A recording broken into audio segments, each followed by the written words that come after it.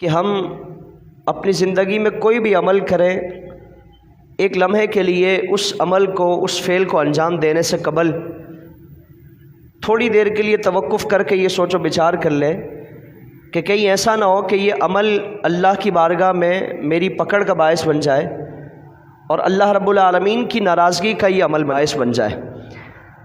کوئی بھی عمل کرنا پیش نظر یہ ہو کہ اس عمل کی وجہ سے جب مجھے اللہ کی بارگاہ میں پوچھا جائے گا، سوال کیا جائے گا، تو کیا اس عمل کا کوئی جواب اللہ کی بارگاہ میں پیش کرنے کے لیے میرے پاس ہے یا نہیں۔ یہ فکر آخرت ہے، اور ہر اس عمل سے بچ جانا کہ جس سے متعلق ہمیں یہ شک ہے اور ہمارا یہ خیال ہے، ہم یہ سمجھتے ہیں کہ کہیں ایسا نہ ہو کہ یہ عمل اللہ کی طرف سے میری پکڑ کا باعث بن جائے، اللہ کی ناراضگی کا باعث بن جائے، اس عمل سے باز رہ جانا یہ فکر آخرت ہے۔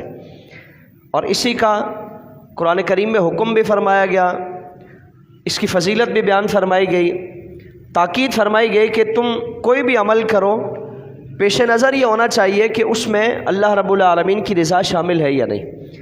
ہم اپنے اسلاف کا اگر طریقہ کار دیکھیں تو اللہ رب العالمین کا خوف اس قدر رہتا ہے، اللہ کی فکر اس قدر رہتی ہے کہ کوئی بھی عمل کیا جائے گا، کوئی بھی فعل وہ سر انجام دیتے ہیں، پیش نظر یہ ہوتا ہے کہ کہیں ایسا نہ ہو کہ یہ عمل مجھے اللہ رب العالمین کی ناراضگی کی طرف لے جائے۔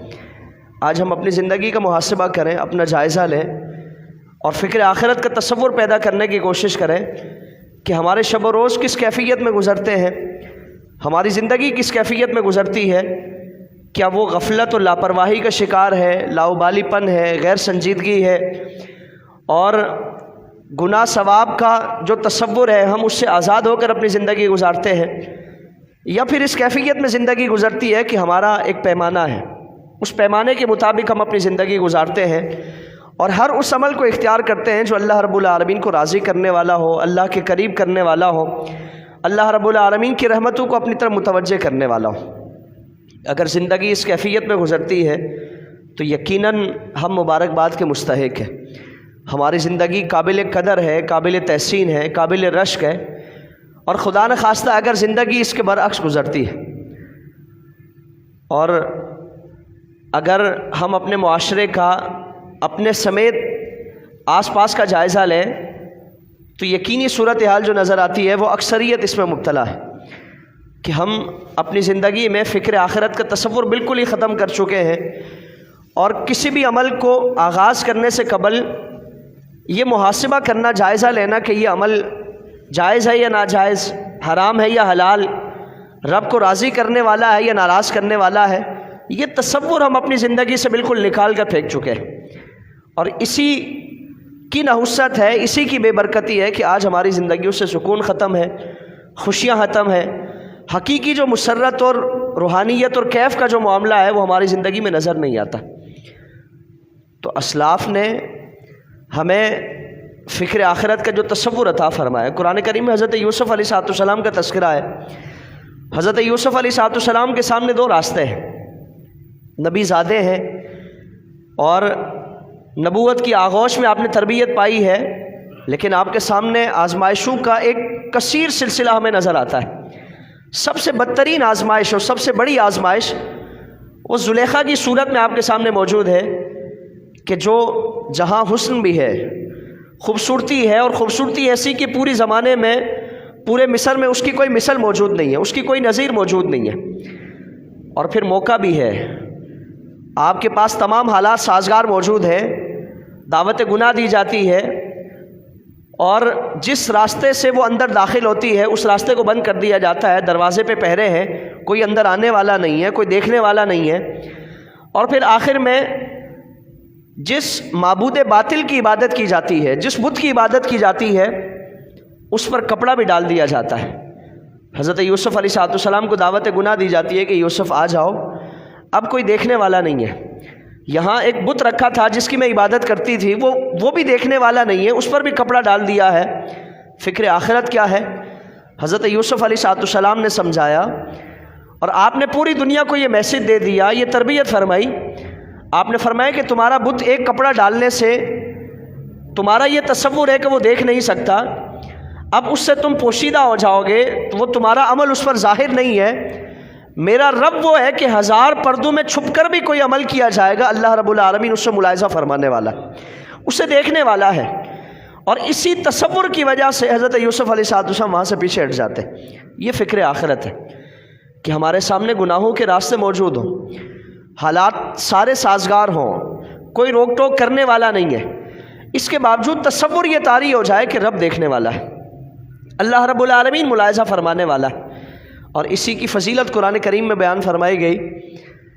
ایک مقام پر فرمائے کہ وَأَمَّا مَنْ خَافَ مَقَامَ رَبِّهِ وَنَهَى النَّفْسَ عَنِ الْهَوَىٰ، کہ جو رب کی بارگاہ میں کھڑے ہونے سے ڈرا، جس کو یہ تصور پیدا ہو جائے کہ میں جب کل اللہ کی بارگاہ میں کھڑا کیا جاؤں گا، مجھ سے اس عمل کے بارے میں پوچھا جائے گا، جواب کیا ہوگا، میرے پاس اس کا جواب کیا ہوگا، اس کی توجیہ کیا ہوگی کہ باری تعالیٰ میں نے یہ کام کیا تھا تو کیوں کیا.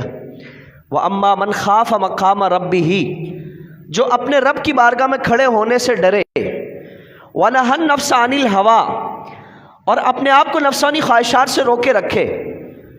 اب اس کا اللہ کی بارگاہ میں اجر کیا ہے؟ فَإِنَّ الْجَنَّةَ هِيَ الْمَأْوَىٰ، تو اللہ کی بارگاہ میں جنت ہی اس کا ٹھکانہ ہے، اللہ تعالیٰ اسے جنت کا وعدہ فرماتا ہے. اور ایک جنت نہیں ہے.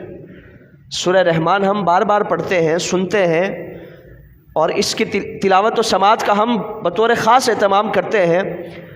اس سورہ یاسین، سورہ رحمان میں اللہ تعالیٰ نے ہمارے لیے بڑے اجر کا اعلان فرمایا. فرمایا کہ وَلِمَنْ خَافَ مَقَامَ رَبِّهِ جَنَّتَانِ، کہ جو رب کی بارگاہ میں کھڑے ہونے سے ڈرے.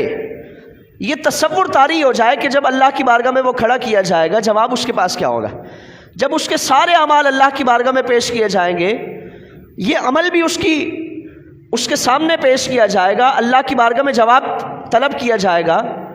وَأَمَّا مَنْ خَافَ مَقَامَ وَلِمَنْ خَافَ مَقَامَ رَبِّهِ، جو اپنے رب کی بارگاہ میں کھڑے ہونے سے ڈرے، تو اللہ کی بارگاہ میں اس کے لیے اجر کیا ہے؟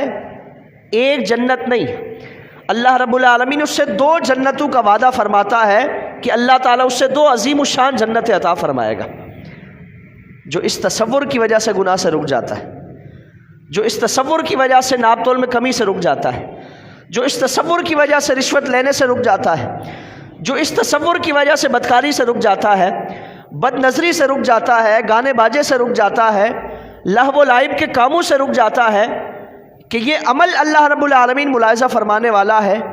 جب کل اللہ کی بارگاہ میں پیش کیا جاؤں گا، مجھ سے پوچھا جائے گا، میرے پاس جواب کیا ہوگا، میرے پاس اس کی توجیہ کیا ہوگی کہ باری تعالیٰ میں نے کیوں کیا تھا. جواب کوئی نہیں ہوگا. اللہ رب العالمین کی بارگاہ میں مجھے اس عمل کی وجہ سے شرمساری کا سامنا ہوگا. اس خوف کی وجہ سے وہ گناہ سے رک جاتا ہے. رب فرماتا ہے کہ میں اسے 2 جنتوں کا وعدہ فرماتا ہوں. وَلِمَنْ خَافَ مَقَامَ رَبِّهِ جَنَّتَانِ، کہ جو اپنے رب کی بارگاہ میں کھڑے ہونے سے ڈرے، اللہ تعالیٰ اسے 2 جنتوں کا وعدہ فرماتا ہے. آج ہم اپنا محاسبہ کریں، اپنا جائزہ لیں کہ ہماری زندگی کے شب و روز کس کیفیت میں گزرتے ہیں، اور اس میں کتنے اعمال ایسے ہیں کہ جو اللہ کی بارگاہ میں ہماری شرمساری کا باعث بنیں گے، ہماری پکڑ کا باعث بنیں گے، ہمارے لیے ذلت اور رسوائی کا باعث بنیں گے. رب کی بارگاہ میں آج ہم اپنا کوئی معمولی سا ایسا کام ہوتا ہے جو نامناسب ہوتا ہے، 4 بندوں کے سامنے اس کا کھلنا ہم پسند نہیں کرتے.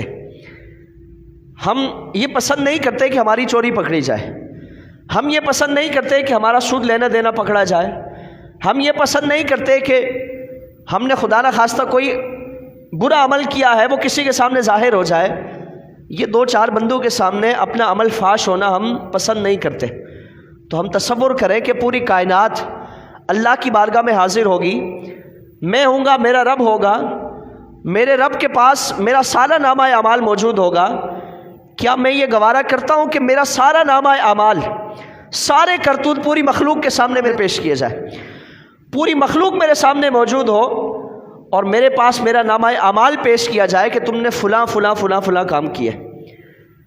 تو اس بارگاہ میں جو کھڑے ہونے سے ڈرے، اس بارگاہ میں جو پیشی سے ڈرے گا، اور اس ڈر کی وجہ سے اگر کوئی گناہ چھوڑ دیتا ہے، اللہ رب العالمین اس سے 2 جنتوں کا وعدہ فرماتا ہے. وَلِمَنْ خَافَ مَقَامَ رَبِّهِ جَنَّتَانِ، اللہ رب العالمین اس سے 2 جنتوں کا وعدہ فرماتا ہے. حضرت عمر فاروق رضی اللہ تبارک و تعالیٰ عنہ کا زمانہ ہے. ایک جوان ہے کہ جو 5 وقتہ نمازوں میں खलीफत المسلمین کے پیچھے کھڑے ہو کر اللہ کی عبادت کرتا ہے، رات عشاء کی نماز کے بعد تاخیر تک اللہ کی عبادت کرتا رہتا ہے، اور اس کے بعد پھر جب تھکن آتی ہے تو پھر آرام کے لیے چلا جاتا ہے، فجر کی نماز میں پھر آتا ہے، مستقلاً نماز کا پابند ہے۔ اب راستے میں ایک عورت کا گھر آتا ہے، اللہ تعالیٰ نے اس کو حسن و جمال بھی عطا فرمایا، جوانی بھی ہے، وہ عورت شیطانی بہکاوے میں آ جاتی ہے۔ اب رات کی تاریکی ہے، پورا مدینہ سو رہا ہے، یہ جوان مسجد سے نکل کر اپنے گھر کی طرف روانہ ہے۔ اب دروازہ کھول کر اس جوان کو دعوت گناہ دیتی ہے، اپنی طرف مائل کرنے کی کوشش کرتی ہے، اور اپنی طرف دعوت دی، اپنی طرف للچانے کی اس کو کوشش کی۔ اب وہ جوان کچھ دیر کے لیے خوف طاری رہا، لیکن انسان ہے، بشری تقاضا ہے، شیطان کے بہکاوے میں آ جاتا ہے۔ اب وہ شیطان کا بہکاوا اثر کر جاتا ہے اور عورت کی دعوت پر اس کے دروازے تک پہنچا، دروازے سے اندر داخل نہیں ہوا، دروازے تک پہنچا۔ فوراً خیال آیا کہ کل اللہ کی بارگاہ میں جب پوچھا جائے گا، کل اللہ کی بارگاہ میں اس عمل سے متعلق سوال کیا جائے گا، میرے پاس جواب کیا ہوگا؟ میں اللہ کی بارگاہ میں کیا منہ لے کر حاضر ہوں گا کہ میں تو صحابہ کرام کی معیت میں نماز ادا کرنے والا ہوں، میں رسول اللہ کی مسجد میں نماز ادا کرنے والا ہوں، میں رسول اللہ کا کلمہ پڑھنے والا ہوں، کل جب اللہ کی بارگاہ میں پوچھا جائے گا میرے پاس جواب کیا ہوگا؟ فوراً اللہ رب العالمین کا وہ فرمان یاد آتا ہے کہ ان الذین اتقوا اذا مسهم طائف من الشیطان تذکروا فاذا هم مبصرون، کہ بے شک جو متقی ہیں، جن کے دل میں اللہ کا خوف ہے، جب کبھی وہ شیطانی بہکاوے میں آ بھی جائیں تو پھر فوراً انہیں اللہ رب العالمین کا خوف یاد آ جاتا ہے، فوراً تصور آ جاتا ہے کہ اللہ کی بارگاہ میں حاضر ہونا ہے، اللہ کی بارگاہ میں پوچھ گچھ ہونی ہے، اللہ کی بارگاہ میں سوال جواب ہونا ہے، اللہ کی بارگاہ میں جب اس عمل کو پیش کیا جائے گا میرے پاس جواب کیا ہوگا۔ جب یہ آیت کریمہ سامنے آئی، جب اللہ رب العالمین کی بارگاہ میں حاضری کا تصور آیا، اس قدر خوف طاری ہوا کہ چیخ ماری، وہیں بے ہوش ہو گیا۔ آج ہم اپنا محاسبہ کریں، ہماری بھی زندگیاں ہیں، ہماری بھی جوانی ہے، جب کسی گناہ کی طرف ہم ارادہ کرتے ہیں ہمارا نفس کتنا ہمیں ملامت کرتا ہے، ہم کتنا اللہ رب العالمین کی بارگاہ میں کھڑے ہونے کے خوف سے ہم اس گناہ سے پیچھے ہٹتے ہیں۔ آج تو گناہوں کی مجلس میں بیٹھ کر اگر ہم گناہ نہ بھی کریں، گناہ کی مجلس میں بیٹھ کر ہمیں احساس تک نہیں ہوتا کہ یہ گناہ ہے۔ آج ہم گناہوں کی عادت اتنے اپنا چکے ہیں کہ غیبت کو غیبت نہیں سمجھتے، جھوٹ کو جھوٹ نہیں سمجھتے، چغلی کو چغلی نہیں سمجھتے، ان گناہوں کو ایک معمولی ہم تصور کر کے ان میں مبتلا رہتے ہیں۔ کبھی ان سارے اعمال میں مبتلا ہوتے وقت یہ تصور طاری نہیں ہوتا کہ کل ان اعمال کے بارے میں بھی اللہ کی بارگاہ میں پوچھا جانا ہے۔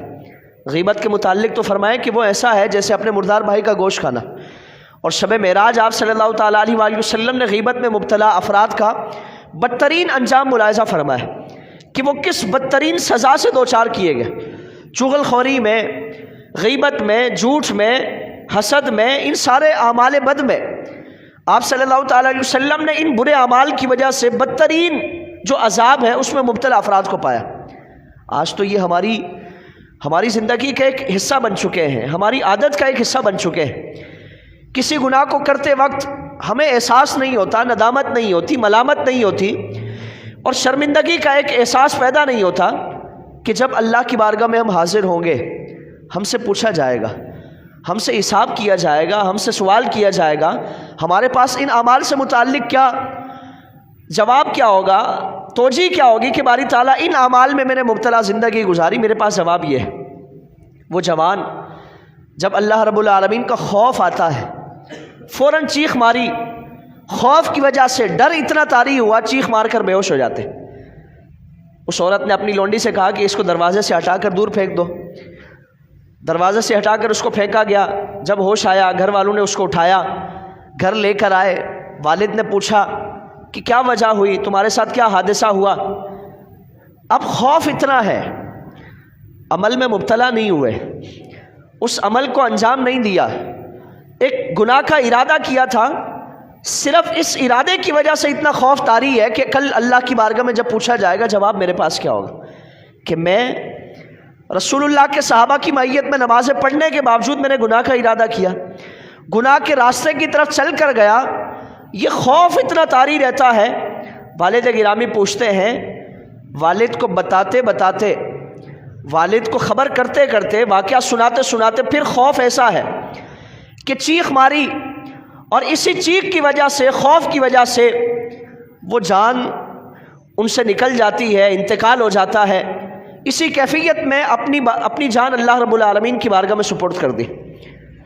یعنی اللہ کی بارگاہ میں حاضری کا خوف کہ کل جب پیش کیا جائے گا، پوچھا جائے گا تو گناہ کے راستے کی طرف چل کر کیوں گیا. رات کا وقت ہے، والد گرامی نے جنازے کا اہتمام کیا، تیاری کی، رات کی تاریکی میں ہی دفن کر دیا گیا.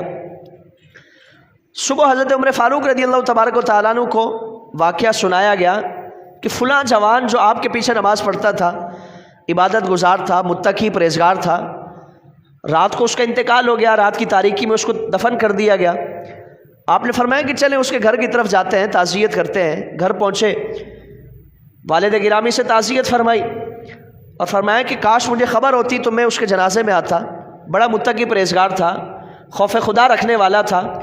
واقعہ سنایا گیا کہ حضور یہ واقعہ ہوا اس وجہ سے اللہ کی بارگاہ میں کھڑے ہونے کا جو تصور ہے، پیش کیے جانے کا جو تصور ہے کہ جب اللہ کی بارگاہ میں حاضر ہوں گے جواب کیا ہوگا.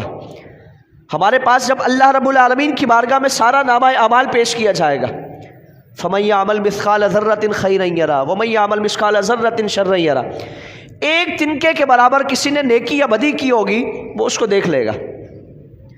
حضرت لقمان نے اپنے بیٹے کو وصیت فرمائی تھی، یا بنی انہا ان تک مثقال حبۃ من خردل فتکن فی صخرۃ او فی السماوات او فی الارض یأتی بہ اللہ، کہ اے بیٹے تو ایک معمولی تنکے برابر کوئی عمل کرے، وہ پہاڑوں میں جا کر چھپ کر کوئی عمل کرے، ساتوں زمینوں میں چھپ کر عمل کرے، ساتوں آسمانوں میں چھپ کر کوئی عمل کرے، یأتی بہ اللہ، جب اللہ کی بارگاہ میں تو پیش کیا جائے گا اللہ تعالیٰ وہ عمل تیرے سامنے لے آئے گا. اللہ تعالیٰ ہر ظاہر اور ہر چھپے ہوئے عمل کو جاننے والا ہے. حضرت عمر فاروق رضی اللہ تبارک و تعالیٰ نے اس کی قبر پر تشریف لے گئے اور قبر سے کلام فرمایا، اس جوان سے کلام فرمایا کہ میرے رب نے وعدہ فرمایا کہ وَلِمَنْ خَافَ مَقَامَ رَبِّهِ جَنَّتَانِ، کہ جو میری بارگاہ میں کھڑے ہونے کے خوف سے، اس ڈر سے کسی گناہ کو چھوڑ دے گا، میں اس سے 2 جنتوں کا وعدہ فرماتا ہوں. اے جوان بتا، تیرے رب نے جو تجھ سے وعدہ فرمایا تھا کیا تو نے اس وعدے کو پا لیا یا نہیں؟ اب اللہ تعالیٰ اپنے برگزیدہ بندوں پر کرم کتنا فرماتا ہے. جوان کی قبر سے آواز آتی ہے کہ امیر المومنین میری آنکھ بند ہونے کی دیر تھی، اللہ رب العالمین نے 2 جنتیں مجھے عطا فرما دی. تو اللہ کی بارگاہ میں کھڑے ہونے کا خوف اور اس خوف کی وجہ سے گناہ سے رک جانا، یہ فکر آخرت. اور اگر کسی بدترین عمل کو، برے عمل کو، کسی نافرمانی کو، کسی حرام کام کو، ناجائز کام کو، رب کو ناراض کرنے والے کسی عمل کو صرف اس وجہ سے چھوڑ دیا، آج ہم دیگر وجوہات کی بنا پہ چھوڑ دیتے ہیں، یہ کبھی تصور کم طاری ہوتا ہے. ہم گناہ اس لیے چھوڑ دیتے ہیں، کیمرہ لگا ہوا ہے. گناہ اس لیے چھوڑ دیں کہ معاشرے کے سامنے عزت کیا رہے گی. گناہ اس لیے چھوڑ دیتے ہیں کہ میری جو نیک نامی ہے اس کا بھرم ختم ہو جائے گا. گناہ اس لیے چھوڑ دیتے ہیں کہیں قانون کے شکنجے میں نہ آ جائیں. یہ ساری وجوہات ہمیں گناہ سے روکتی ہیں. اللہ کی بارگاہ میں کھڑے ہونے کا جو تصور ہے وہ ہمیں طاری نہیں ہوتا. کبھی اس خیال کے ساتھ ہم اللہ کی بارگاہ میں کھڑے ہونے کا خوف ہم پر طاری نہیں ہوتا کہ یہ عمل کر تو لوں گا، وقتی طور پر لذت حاصل ہو جائے گی، وقتی طور پر دنیاوی فائدہ حاصل ہو جائے گا، اللہ کی بارگاہ میں کیا جواب دوں گا. کبھی اس تصور کی وجہ سے ہم گناہ سے رک کر دیکھیں، اللہ رب العالمین ہماری زندگی میں کتنا سکون عطا فرمائے گا، ہم اس کا اندازہ نہیں کر سکتے. علامہ ابن جوزی علیہ الرحمہ نے ایک جوان کا واقعہ بیان فرمایا جس کا نام بھی یوسف تھا، اور نام کی برکتیں اللہ تعالیٰ نے عطا فرمائی. ایک دکان پر کام کرتا ہے، اللہ تعالیٰ نے حسن و جمال بھی حسن یوسف کے صدقے میں عطا فرمایا. اب جوانی ہے، خوبصورتی ہے، کپڑے کی دکان پہ کام کرتا ہے. ایک عورت کپڑے خریدنے کے بہانے سے آتی ہے اور بہانے سے اس نے سامان بہت زیادہ اپنے لیے خرید لیا، اور اس کے ذہن میں یہ شیطانی بہکاوا ہے کہ میں بہانہ یہ بناؤں گی کہ بوجھ نہیں اٹھا سکتی، کسی یہ آپ کا جوان مزدور ہے، اس کو ساتھ بھیج دیں، گھر تک یہ سامان پہنچا کے آ جائے، اور جب گھر جائے گا تو میں اس کو اپنی طرف مائل کرنے کی کوشش کروں گی، یہ بھی جوان ہے، شیطانی بہکاوے کا مقابلہ نہیں کر سکے گا، میری طرف مائل ہو جائے گا، میری خواہش پوری ہو جائے گی، اسی خیال کے ساتھ اس نے یہ چال چلی۔ اب اللہ کا خوف اگر پیش نظر ہو، قرآن کریم میں فرمایا کہ وَمَن يَتَّقِ اللَّهَ يَجْعَل لَّهُ مَخْرَجًا، کہ جو اللہ کی بارگاہ میں اللہ کا تقوی جس کے پیش نظر ہوتا ہے، اللہ کا خوف جس کے پیش نظر ہوتا ہے، پھر کتنی ہی مشکل کیوں نہ ہو، اللہ رب العالمین ان مشکلات سے نکلنے کے اس کے لیے راستے بنا دیتا ہے۔ حضرت یوسف علیہ السلام سے مشکل ترین راستہ کسی کا نہیں تھا، 7 دروازے ہیں، سب بند ہیں، سب پہ پہرے دار ہیں، لیکن آپ نے گناہ سے بچنے کا ارادہ کیا، جس دروازے کی طرف جاتے دروازہ خود بخود کھل جاتا، آپ کے لیے راستہ بن جاتا۔ انسان گناہ سے بچنے کا ارادہ کرے، پھر دیکھے کہ اللہ رب العالمین اسے کتنی مدد و نصرت عطا فرماتا ہے۔ اب یہ جوان عورت نے چال چلی، سامان باری ہونے کا عذر تراشا، اور مالک سے یہ درخواست کی کہ اس جوان کو میرے ساتھ بھیجا جائے، سامان گھر پہنچا کے واپس آ جائے گا، اس کی اضافی اجرت دی جائے گی۔ مالک نے آپ کو بھیجا، جیسے ہی گھر کے دروازے سے اندر داخل ہوئے دروازہ بند کر دیا گیا۔ اب اپنی طرف مائل کرنے کی کوشش کی، جوان نے ہر ممکن کوشش کی کہ اپنے آپ بچا سکے۔ عورت نے دھمکی دی کہ اگر تم نے میری فرمائش کو پورا نہ کیا میں شور مچا دوں گی، الزام لگاؤں گی، تمہاری عزت داغدار ہو جائے گی۔ اب دونوں طرف، ایک طرف عزت کا خوف ہے اور دوسری طرف اللہ رب العالمین کی ناراضگی میں، حرام کاری میں مبتلا ہونے کا ڈر ہے۔ اب جب دیکھا کہ کوئی راستہ نہیں ہے، کوئی گنجائش نہیں ہے، بچنے کا کوئی راستہ نہیں ہے، تو اس خاتون سے آپ فرمانے لگے کہ مجھے تھوڑی دیر کے لیے مہلت دو، میں قضائے حاجت کے لیے جانا چاہتا ہوں، اور اس کے بعد میں جب واپس آؤں گا تو تمہاری جو خواہش ہوگی تم اس کو پورا کر لینا۔ عورت نے کہا کہ ٹھیک ہے۔ گھر کے ایک حصے میں بیت الخلاء تھا، وہاں جانے کی اجازت دی گئی۔ اب یہ جوان اللہ کا ولی، جسے اس جوانی میں اللہ تعالیٰ نے خوف خدا کا زیور عطا فرمایا، یہ اللہ رب العالمین کا ایک خاص تحفہ عطا فرمایا۔ جوان قضائے حاجت کے لیے جاتا ہے اور وہاں جا کر ناپاکی سے، غلاظت سے اپنے جسم کو داغدار کر لیتا ہے، اپنے جسم کو میلا کر لیتا ہے، ناپاک کر لیتا ہے، اور وہاں سے واپس آ کر عورت کے سامنے پیش ہوا۔ حضرت سلطان باہو رحمۃ اللہ تعالیٰ علیہ آپ نے فرمایا تھا، دل کالے کولوں چہرہ کالا اچھا، جے کوئی اس نو جانے ہو، یعنی دل کالا اس سے بہتر ہے کہ انسان اپنا وجود کالا کر لے۔ ظاہری طور پر کالا ہو، کالا رنگ ہو، اور ظاہری طور پر کوئی داغ آ جائے، اس میں کوئی قباحت نہیں ہے، لیکن انسان کا دل کالا ہو جائے، دل اگر کسی کا کالا ہو گیا، آپ صلی اللہ تعالیٰ علیہ وآلہ وسلم نے فرمایا کہ جب انسان کا دل کالا ہو جائے تو وہ گناہ اور ثواب کا فرق ختم ہو جاتا ہے۔ فرمایا کہ یہ دل جب انسان کوئی گناہ کرتا ہے ایک سیاہ نقطہ اس پر پڑ جاتا ہے، اگر وہ اللہ کی بارگاہ میں توبہ کرے سیاہ نقطہ مٹا دیا جاتا ہے، دل پاک صاف ہو جاتا ہے، دل روشن ہو جاتا ہے۔ لیکن اگر وہ گناہ کرتا رہے وہ سیاہ نقطہ پھیلتے اس کے پورے دل کو سیاہ کر دیتا ہے۔ جب دل سیاہ ہو گیا، دل زنگ آلود ہو گیا، اب اس سے گناہ اور ثواب کا کوئی فرق محسوس نہیں ہوتا، اس سے اچھائی برائی، حرام حلال، جائز ناجائز، ان ساری چیزوں کی کوئی تمیز باقی نہیں رہتی جب انسان کا دل کالا ہو جاتا ہے۔ آج ہم اپنے ظاہر کو صاف ستھرا رکھنے کے لیے، ظاہر کو سنوارنے کے لیے، ظاہر کو اچھا رکھنے کے لیے ہزار کوششیں کرتے ہیں، خرچے کرتے ہیں، محنت کرتے ہیں، اور پوری تگودو اسی لیے کی جاتی ہے کہ میں اچھا لگوں، میں اچھا دکھوں، میرا ظاہر اچھا پیش ہو، لوگ مجھے دیکھ کر میری تعریف کریں۔ اپنے ظاہر کو اچھا کرنے کے لیے پوری زندگی ہم کوشش کرتے ہیں، لیکن اپنے باطن کو اچھا کرنے کے لیے، اپنے باطن کو سنوارنے کے لیے ہماری زندگی میں کوئی کوشش نہیں ہوتی۔ اب یہ جوان پیش ہوتا ہے، جب عورت نے یہ کیفیت دیکھی، اس جوان سے گھن کھائی، اس سے نفرت کرنے لگی، اور اس سے اپنے آپ سے دور ہونے کا اور اپنی کنیزوں اور خادماؤں کو وہاں سے اس کو دور کرنے کا حکم دیا۔ اب اس جوان کو گھر سے نکال دیا جاتا ہے، قریبی چشمے پر تشریف لے گئے، وہاں اپنے آپ کو صاف کیا، غسل فرمایا، اللہ رب العالمین کی بارگاہ میں عرض کی کہ الہی میں انسان ہوں، میں بشر ہوں، آج اس ہیلے کی وجہ سے بچ گیا، شاید کبھی نہ بچ پاؤں، شاید زندگی میں کوئی ایسا بہکاوا آ جائے، کوئی ایسی نفس کی شرارت آ جائے، شیطان کا بہکاوا آ جائے، شاید میں بچ نہ پاؤں۔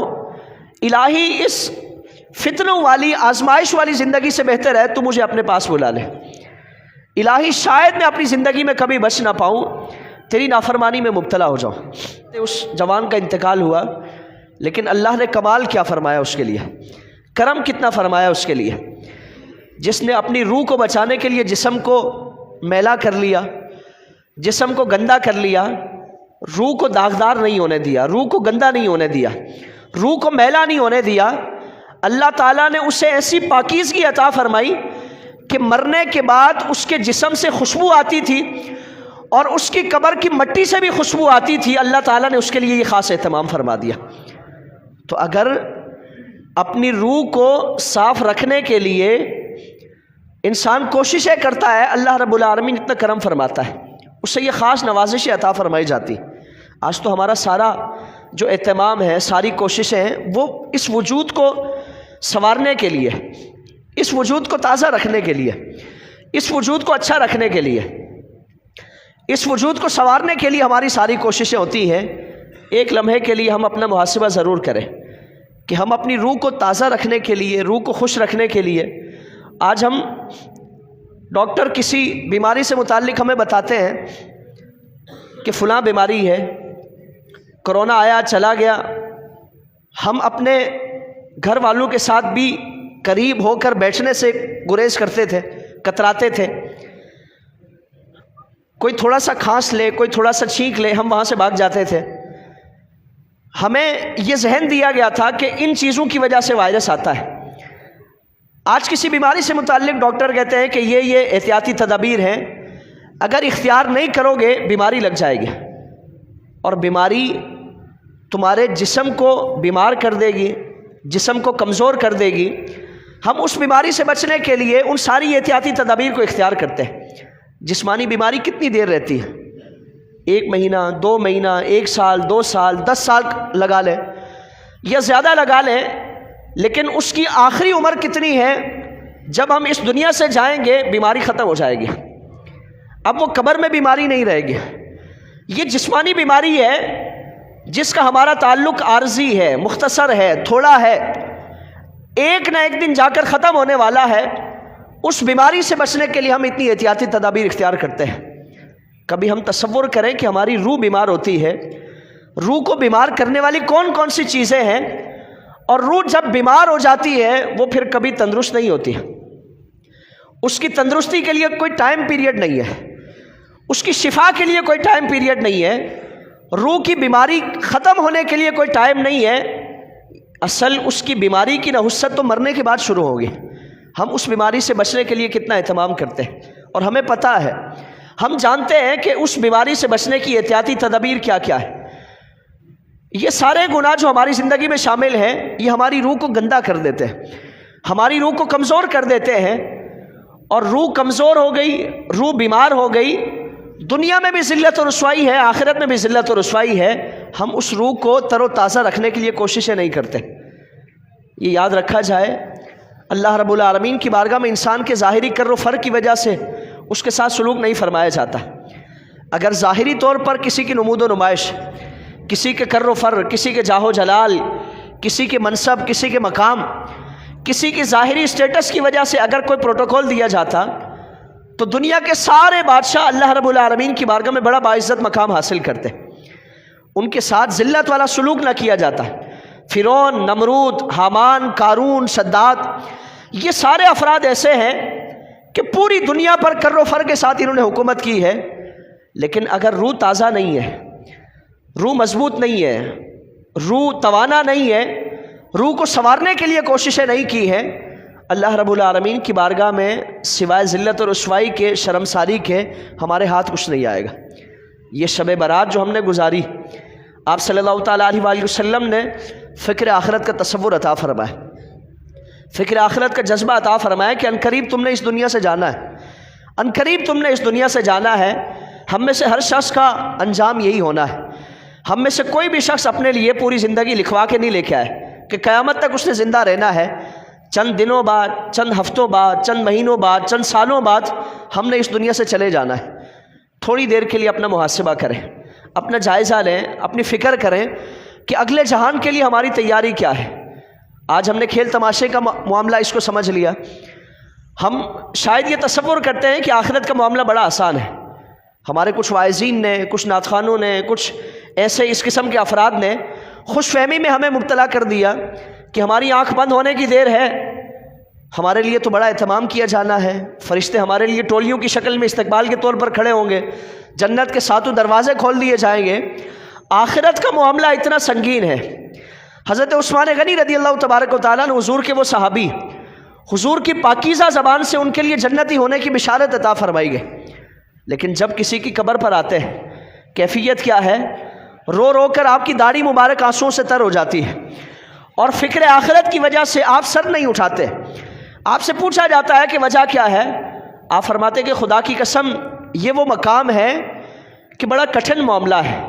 حضور نے فرمایا کہ اس مقام سے کسی کی خلاصی ہو گئی، کوئی قبر کے معاملات سے اگر پاس ہو گیا اللہ تعالیٰ اسے کامیابی عطا فرمائے گا۔ حضور کے پیارے صحابی، جنتی صحابی، فکر آخرت کے تصور کی وجہ سے اتنا اہتمام فرماتے ہیں، گریہ وزاری فرماتے ہیں۔ ہماری حالت کیا ہے؟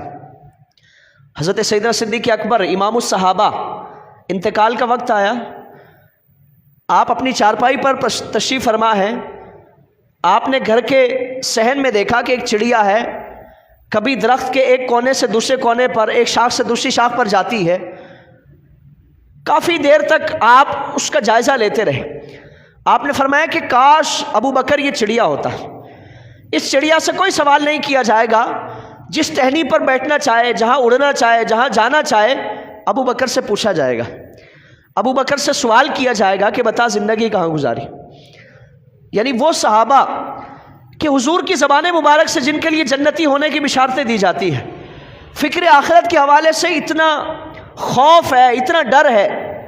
حضرت عمر فاروق رضی اللہ تبارک و تعالیٰ عنہ انتقال کا وقت ہے، ایک تنکا اٹھاتے ہیں اور فرمایا کہ کاش عمر یہ تنکا ہوتا، اس تنکے سے کوئی سوال نہیں ہے، کوئی حساب نہیں ہے، کوئی اللہ کی بارگاہ میں پیشی نہیں ہے، ہم سے تو پوچھا جانا ہے۔ وہ صحابہ، حضرت مولا علی ہر روز رات کو سونے سے قبل اپنا محاسبہ فرماتے ہیں اور اپنے نفس کو مخاطب کر کے فرماتے کہ بتا آج تو نے کون کون سے ایسے اعمال کیے جو تجھے تیرے رب کے قریب کرنے والے ہیں، اور کون کون سے ایسے اعمال کیے جو تیرے رب کو ناراض کرنے والے ہیں۔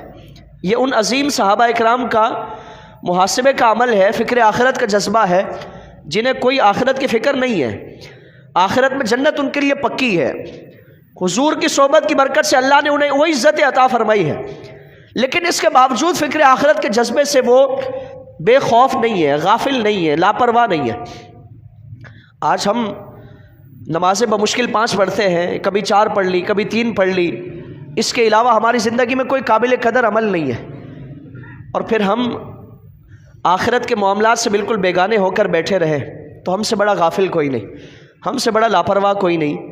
یہ شب برات کا میسج ہے، ان ایام کا میسج ہے، رمضان، دیگر اس طرح کے جو ماہ مقدس اور ایام مقدس آتے ہیں، ان کا میسج یہی ہے، ان کا پیغام یہی ہے کہ فکر آخرت کا جذبہ پیدا کیا جائے، تصور پیدا کیا جائے، آخرت کے لیے تیاری کی جائے، قبر کے لیے تیاری کی جائے۔